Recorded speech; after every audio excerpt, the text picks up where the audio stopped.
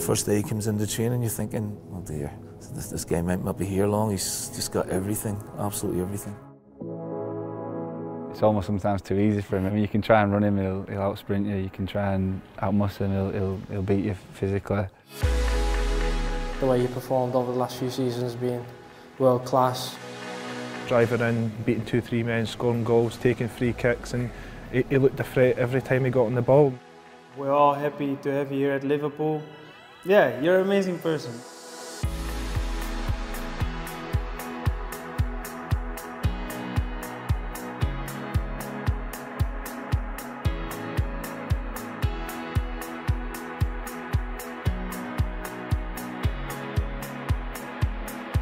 Don't look any different, to be fair, from those. If I was to ask you to talk about how you describe your childhood, how was it growing up? I had a great childhood. You know, I was playing outside on the streets a lot. I have a little brother, I have a little sister as well. My brother is 2 years younger than me, and at that time, playing outside was, you know, was it.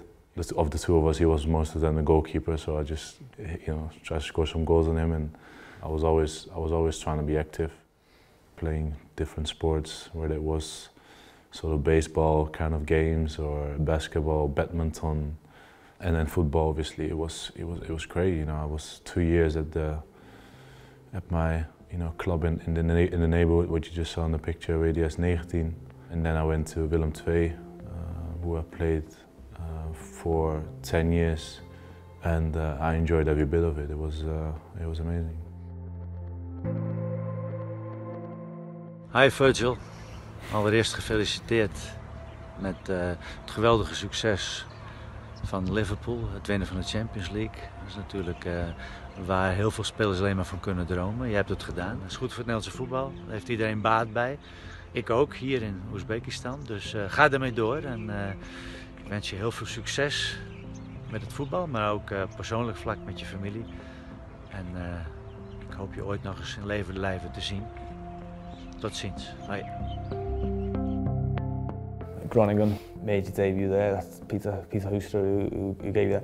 What was that experience like, finally becoming a professional playing in the Dutch league? Yeah, it was unbelievable. You know, I lived obviously down south in Holland. You know, everything was just there, and then I decided, you know, to make the step all the way up north. If you compare it to England, it's probably from Liverpool to, I don't know even what you say, Norwich or something. Still far, but for us it's like from one way to all the way to the other, and it was a total switch. I lived on my own. I enjoyed every bit of it, to be fair. In the beginning it was tough. I didn't have my driving license, so I went to training on the bike every day. I was a bit lazy with getting my driving license. I wasn't even involved in the first team, and luckily towards the end of the season I got slightly more involved, and I was happy to make my debut then. You know, to see him, I didn't see him for a long time, so it was nice to see. I didn't even know he was there, but yeah, I hope he's all good. And what I say, you know, I'm always grateful for the people that helped me throughout the way. So Southampton, obviously your first step into the Premier League. Was that always an ambition to play in England? Was it always something that you thought, I'd like that to happen? Yeah, always. You know, I think when I definitely made my professional debut in Holland, you know, it was always a dream to play out in the Premier League, and I think it was the right time. It was the right club for me at the time as well, and everyone knows, you know, Ronald Koeman, and you know, me personally as a centre back, I definitely wanted to work, you know, for him, and I have massive respect for, you know, already for what you've done in his football career, and as a manager, obviously, you know, I've always had that respect anyway.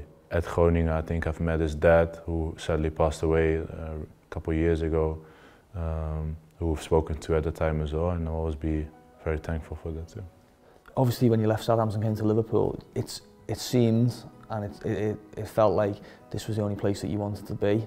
Why was that, and how quickly did you realise you'd made the right decision?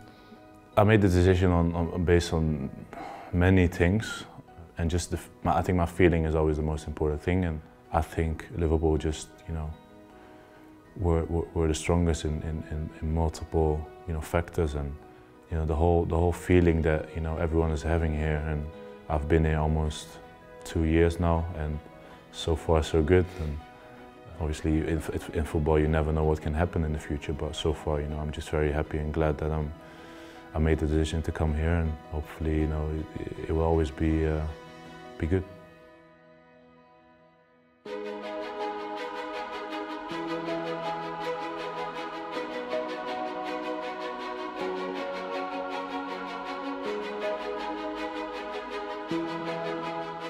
You said so far so good. I mean, you've had 2 Champions League finals in a season and a half. You've had a record-breaking Premier League.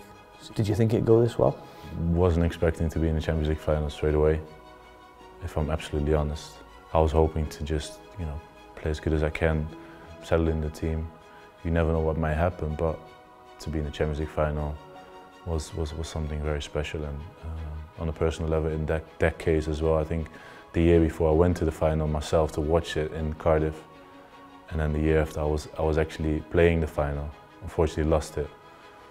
What I felt before the final in Madrid is that I don't want to walk through that lap of honor, like the guard of honor, getting your silver medal. That feeling is the worst feeling I think you can have at the time. And I thought about it definitely before the game that we're gonna make sure we're not gonna do it, and we have to get that, get the trophy no matter what. And not a lot of players in their career wins the Champions League, and such a difficult league to compete in, and such difficult teams to beat, and we actually did it. And I think we will always be remembered also in Liverpool history for that. The moment that definitely plays in my mind is the moment when Divock scored the goal, and I knew it was done, and I was laying flat down on the ground, and the final whistle is just tears in my eyes, and just from so much joy. And there are a lot of players in the team that don't have the easy route, like for example Robo, just a tiny example, where he's coming from and where he is right now is just amazing to see. And I think that should also give power to kids that are struggling at this young age, and just to keep going, because you never know what might happen in the future. Yeah, no, well, what can I say? I can write a book about his skills, about his strength, about how much I like him, what a fantastic person he is, and so young, already so mature, so strong, all good.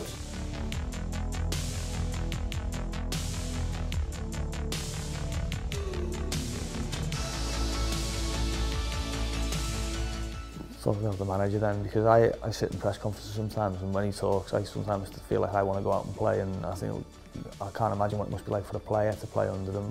Yeah, he has fantastic player management skills, I think, and he does it just on instinct. He just do it because he thinks is good to do. He will talk to you whenever.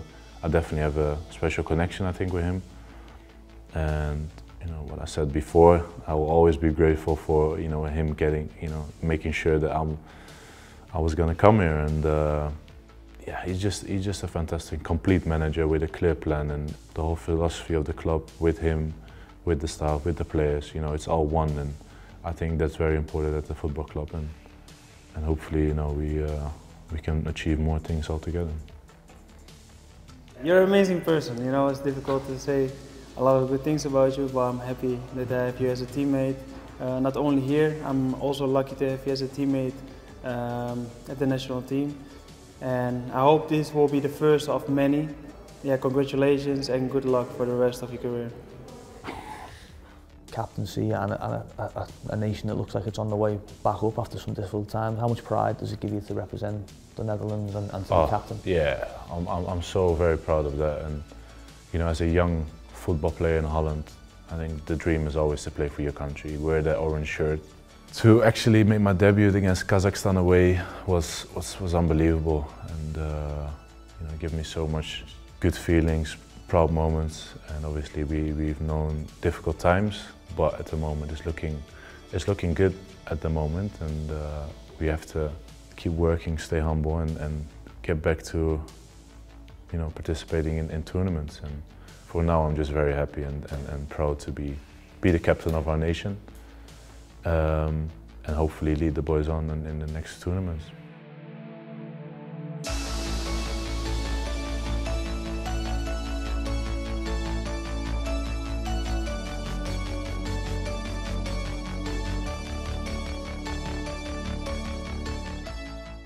Ronaldo, Messi, Van Dijk, that seems to be the three at the moment. So when you think about the last 15 years and the way those two have been up at the top, it's some achievement for you. Yeah, you know, very proud, and it can only happen with the achievements we do at the club, the collective achievements, and to get recognition for that is just outstanding. And maybe now I won't really, you know, understand how big it is because we are so busy, and you know, it just comes at me, and I'm just absorbing everything. And I think there will be a time where I definitely realize, you know, what's going on. And for now, I'm just you know, very proud to be, you know, to be in that bracket, proud to be in the nomination for the Ballon d'Or even. What's an absolute dream for every young player, every football player at all. And yeah, maybe it's time for a defender to win it.